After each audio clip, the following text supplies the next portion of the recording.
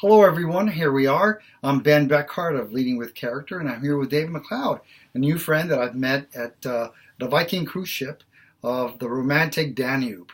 Not that we're starting a romance, but who knows? Perhaps we're beginning a new friendship on subjects that are, very near and dear to both of us. And one of the things that I was very, very, very impressed by meeting you, David, is what you wrote about and what you were commissioned to write about in terms of engagement. So why don't you tell us about engagement and how you got commissioned? Okay. Well, I spent my early career in marketing, and then I managed businesses, and finally a global business. It was a merger of a Unilever and an ICI business. And I just noticed through my career that sometimes there was a group of people who seemed to be doing something quite special. They weren't necessarily all special individuals in the sense of Harvard graduates from first-class degrees, but they were, such as yourself, but they were people such that something really worked. They were really, I didn't use the word engaged in those days, but they were innovating new sources of competitive advantage. They were giving fabulous customer service. Monday morning wasn't a trauma, and so on. And, the classic management training was all about the deductive side, the analytical side, the Gantt charts, the SMART objectives, the KPIs. And they've got their place, and they're important. But this other sort of people side wasn't getting the oxygen it needed to get, I felt. And so I decided I'd write a book on it.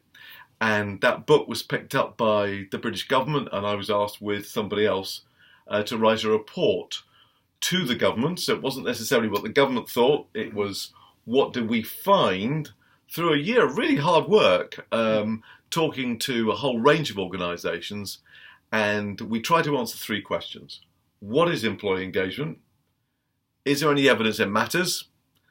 And if it matters, what, as it turned out, were four things that were present when organisations do it well. So we wrote the report. We got the Prime Minister to launch a task force. We were very honoured to be recognised by the Queen in her honours lists with an OB a couple of years ago, because there is a sort of growing momentum around this soft people space as being critical to performance. Okay.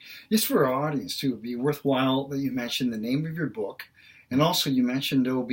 And for a lot of us, we don't really know what OB means, but it's very important as a leadership with character.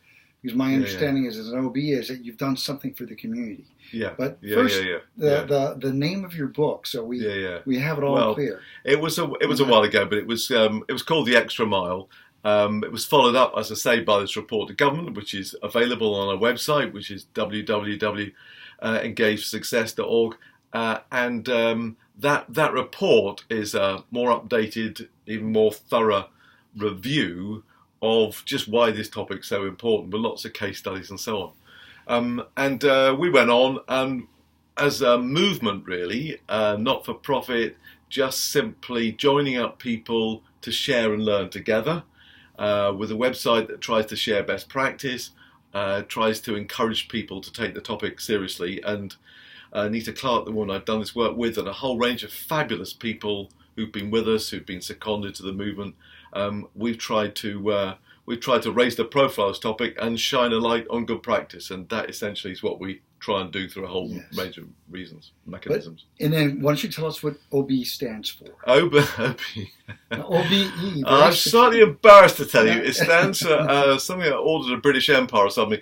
I'm not sure it's an order. I'm not sure there isn't an empire anymore. But it's just an award you get when you do something just a little bit beyond the ordinary, and perhaps do it for others rather than for yourself. And so we were very honoured to get that.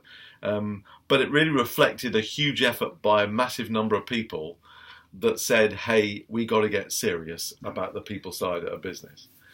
But David, it's interesting, because one of my strong motivations for writing the book Lead with Character had to do with the fact that we're really missing on what I call transcendental leadership does, or having a positive impact.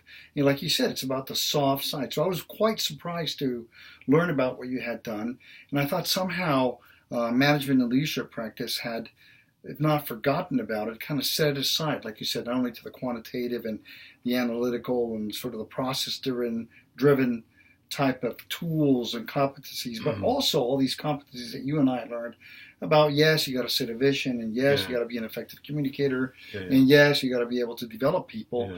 But although we talk about them, there were things missing, such as doing something for others, like you did, writing this book, or engaging people. So what have you found out? I mean, why is engagement of people so important? Because I talk about engagement in my book as well. Well, first of all, I've enjoyed, I'm in the process of reading and Leading with Character, and I think that it sums up so much of what you need if you are going to authentically create and work with people who are up to something, who want to do something, who want to make something happen, who want to make a contribution, who want to see progress in meaningful work. Then these other less tangible issues, just because they're less tangible doesn't mean they're not as important, even more important than some of the other things. So what about that's why we're so aligned, I think, in our thinking. Why is it getting more important? Why is the profile going? I think 2 reasons.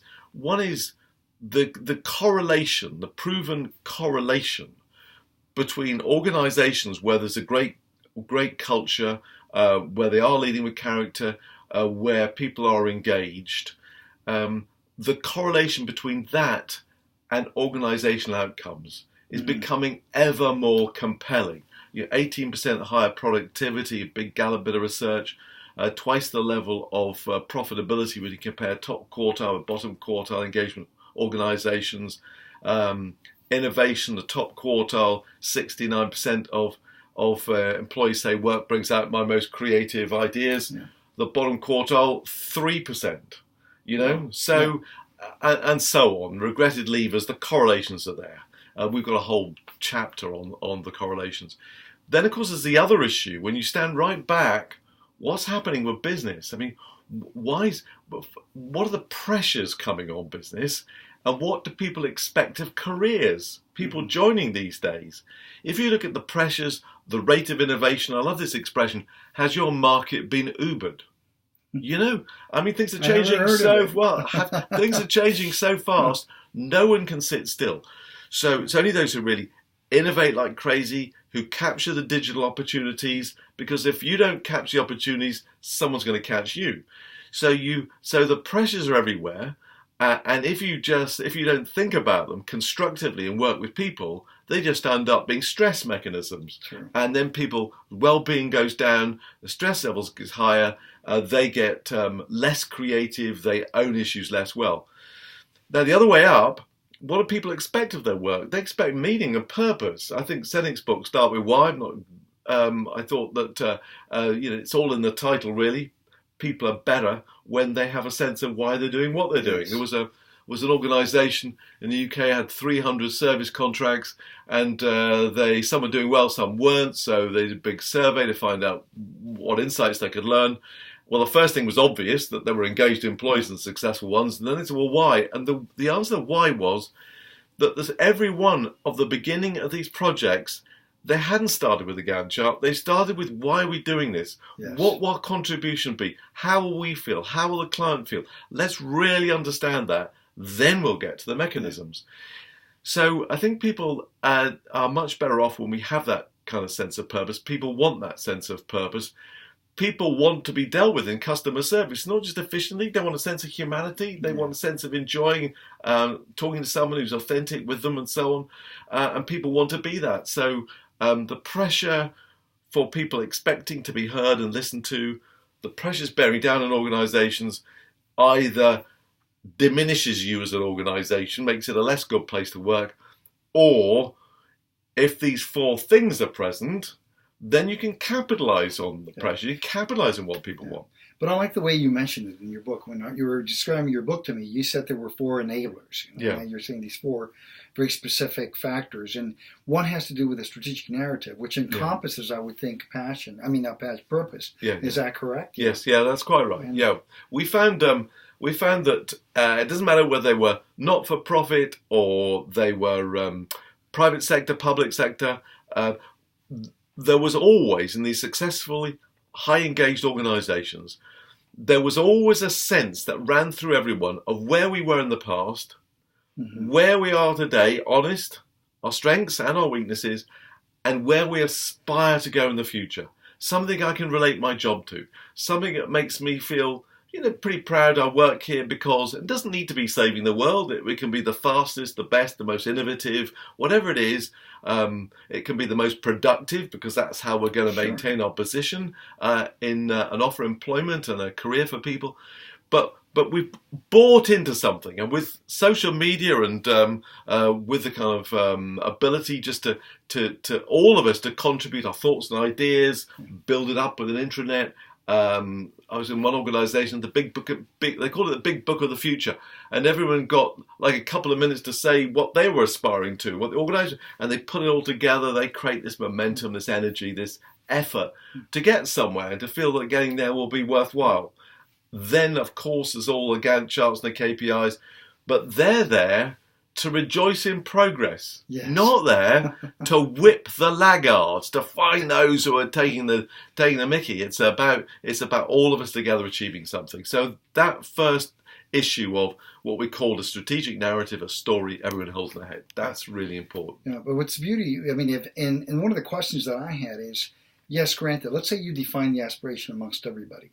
How do you actually engender, or create or provoke the engagement towards that specific aspiration, in your opinion? Well, I think there's 4 things, but staying with the strategic narrative. Create the workshops, create the social media connections where people can kick that ball, where people can make their contributions. No one expects democracy. They don't expect to win every argument they make, but they expect to be kind of listened to. And so people who have an opportunity to... Yeah, and I'm sorry to interrupt, but you call it, let people have a voice. Yeah. And well, that was one of the enablers, correct? Yeah. We said there were one of them, we called it employee voice. And voice is where people at the front line feel that they can be heard and listen to those in back office. Those at the most junior level seem to have a voice to the most senior, and the senior have a voice to the most junior. Voice travels throughout the organisation. It travels so much more easily now with all the ability to set up social media contacts with one or other platform, to be able to share where we are, to feel respected, to feel one's views count. And by the way, it's the cheapest smoke alarm you can ever have. Oh, that's great. Because I love the way you said yes. Well, things go wrong in businesses. Yeah. Certainly the businesses I ran, MacLeod, people go wrong all the time. Do you catch them when they're this big? Or do you wait till you've been gaming the emissions tests in North America for some years? Yes. Do you wait the old flushing in the Gorsey? And for those European context, do you wait till a particular hospital we had to be more or less closed down because they couldn't listen to the fact it wasn't working? So if you have voice, you catch these things early on. I was at something the other day. I was at the back sitting next to a mate, and the boss, the chief executive, said, I have an open door policy. And my chum leaned over and said, I think he means open door for good news. Well, that's not what this is about. This is about open door for all news. Yes. So voice was central. Another thing we found, Ben, was we all work for somebody. Yes. There was a big bit of research in the States. 62% of all Americans would prefer a new boss to a pay rise. Yes. Sadly, that's not great. You join a company and leave a manager. So what are the 38% doing? And just very briefly, they treat me not as a human resource. They treat me as a human being. Yes. I'm not human capital. I'm an individual. And if you, boss, makes me feel, enables me to feel that somebody, the boss, cares, develops me, helps me with childcare issues if it's possible, it may not be possible, helps me with a particular skill I want to learn, has a kind of connection with me, they create a bigger relationship with me, they get more of my capability and more of my potential willingly offered. So they do that and they coach me. Mm-hmm. They coach me. Best bosses coach their people one time a week. Mostly it's about catching someone doing something well and really praising them. Now, this is something North Americans, do so much better than Europeans. If something goes well in Europe and we're forced to comment on it, goes something like, well, that didn't go quite as badly as I was expecting. Whereas in America, there's much more of it. And that's a great thing, to make. Now, the other thing is, you get the behaviours you walk past. So if somebody is not pulling their weight and you don't address it, then you've just set the standards way down low. You've got to address dysfunctional behaviour, but you do it in a positive way. These are the things I like about what you do. Make sure they're authentic. Make sure you believe them. Yes. They've got to come from the heart. But here's a couple of things you're doing. They're getting in the way. Yes. And address them in a positive spirit. And most people, if they're faced with these things in that sort of context, they will start to address them. And then you're able to work with that person to address the weakness. Yeah, this is a little commercial I want to make, because in my book I talk about several of the factors you're mentioning right now, and it was based on observation, or based on when I had success, or in fact when I failed. And you're talking about caring about people, is getting to know what their emotions are, what they're restless about, what their motivation is, what makes them excited, working at that place or at the specific place that we're leading. The other one, you talk about aiding. I talk about helping. Helping them, learn some things, or helping them, get over, roadblocks, or even helping them with resources that they may need. The other thing you talked about was rewarding, and I talk about that in the book. Is how do you recognize and acknowledge? Not only that went well, you were expecting something would go wrong, but frankly that, hey, you know what, we're making improvement. Perhaps we have a long way to go, but by the way, I will acknowledge and reward you for it. And maybe it's just a pat on the back. It's more than enough. David. And if it's a mistake, then it's a learning experience. Just, hey, you know what? Let's learn from this.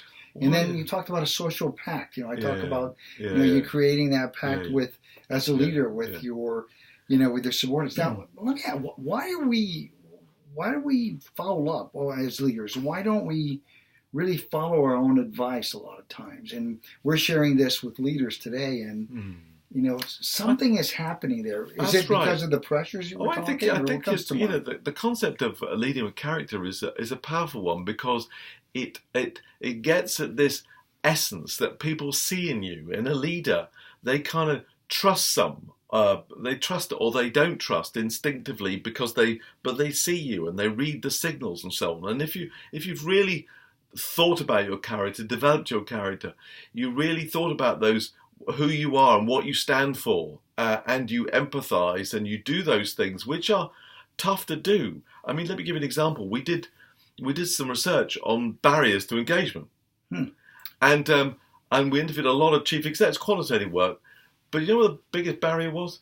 It was, and these were chief executives who were somewhat interested in the topic, otherwise they wouldn't agree to be interviewed. Sure. Basically, it was that it's more demanding to lead engagingly than to lead through command and control. That's demanding in terms of time, or demanding in terms of emotionally. To be emotional, I have to offer you what I really think. I have to reveal myself. I have to relate to each other as human beings and so on. That's more demanding than, I'm the boss, you're the human resource, I tell you what to do, you do it. No, it's and that maybe that worked for Henry Ford. It doesn't work today. Mm-hmm. And so if you're really going to create a group that really does care about what it's doing, you've got to care, you've got to demonstrate your caring, you've got to offer your character, your positive character for people to understand, relate to, and draw strength from. That's interesting, because I talk about that, and it really is like a social and psychological pact that you're creating or generating as a leader with your followers or with your subordinates or with your stakeholders. Whereby you're saying, you know what, to build that psychological contract and to build that psychological sort of bank account. Yes. You got to invest emotionally into that. I completely agree. Just to complete, so the first one was, do we all understand the story about where we're going, where we aspire to go, and we're pretty honest? Is the person I work for treat me as a human being and develop me and coach me? Then there's this voice thing. Does my voice count? Do I feel respected? And the final one is, we called it integrity, but it's really quite a simple thought. Most organisations have 5 or 6 values on the wall. Yes. They also have accepted behavioural norms. That the behaviours you expect amongst your peers and equals and the bosses and so on. Now, if the values on the wall overlap with the behaviours you observe, you get trust, you get integrity. If the values somehow are a bit different from the behaviours, the gap's called distrust. And if you work for a distrustful organisation or group, as I have from time to time, sadly, everything takes forever. There's never enough resource because we spend all our time second-guessing, hanging back, waiting for the mistake, covering your ass with, all that kind of stuff gets in the way. And a trusting group of people, they get on with stuff and make it happen. So when you've got those 4 things, they're not prescriptive things. They're a way of viewing it. They are enablers, and every context is different. So you can't say, here's a 10-step process that will always lead somewhere. You've got to understand those 4 things need to be in place, but in your context, in your way, done in an order that makes sense to the organisation. If you're a .com startup, you want a different culture to, say, a high-hazard chemical plant. If you've back out of a change program that went badly, you'll need to work much more on re-establishing trust than if you're doing well, but you need to do even better in whatever it is. Yes. Contexts are different. You have to understand the context and relate it to the insights that we've all gained from our work through, leading with character, through engaged success, through other mechanisms whereby you really start to create an understanding and a story and a narrative that speaks to everyone in the organisation that we all own. Yes. Well, I've very much enjoyed this, by the way, David, and I know it won't be the first nor the last, and hopefully we can do some of these snippets, and I know this one probably ran 20 minutes or so, but on the next ones maybe we can work on them and come up with some distilled knowledge, which is fabulous. And by the way, I want to show everyone David's book is it's an Extra Mile. It's also you're engaging for success. Correct. In organizations. No, I've enjoyed it. I've enjoyed it hugely, and it's just so exciting to see that there's things that whatever part of the world we come from, there are some truths with how you manage people, and it's a little bit more this, a little bit less that in certain parts of the world. But in essence, these truths run through. Yes. And so I recommend that people do read. Do read Leading with Character, and we draw those things and make them relevant to us. Good fun. Well, thank you. Thank you so much, David. It's been good fun. We got to continue with our romantic cruise ship. That's right. All the best, everyone. Thank you.